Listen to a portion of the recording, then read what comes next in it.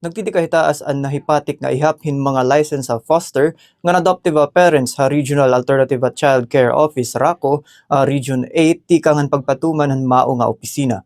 Sumula kan Josame Cedillo OIC han RACO 8, kalakip ni an 55 ka adoptive parents nga nagproproseso an ira mga adoption nga regular nga naruruyag signon nga waray mga anak, ngan padayon nga nagbibiling hinanak pinaagi an adoption.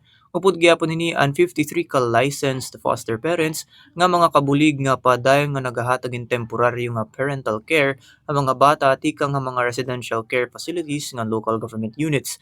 Para interesado nga mag-adopt, kinahanglan magpasa ang mga aplikante nga waray asawa hinsen umar, psychological evaluation, police ngan NBI clearance, medical profile ngan certificate. Para naman ang mag-asawa, kinahanglan in marriage certificate o contract. Samtang para mga naruya ga maging foster parent, kinahanglan magpasa hin live birth, medical record, police ngan NBI clearance ngan psychological evaluation.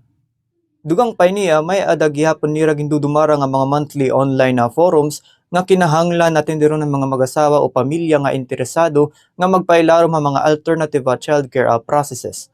Nganti kang tidi Bombo Radio Tacloban na ini Bombo Renzo Lisigas and this is Bombo Radio Philippines, the number one and most trusted source of news and information. Basta Radio, Bombo!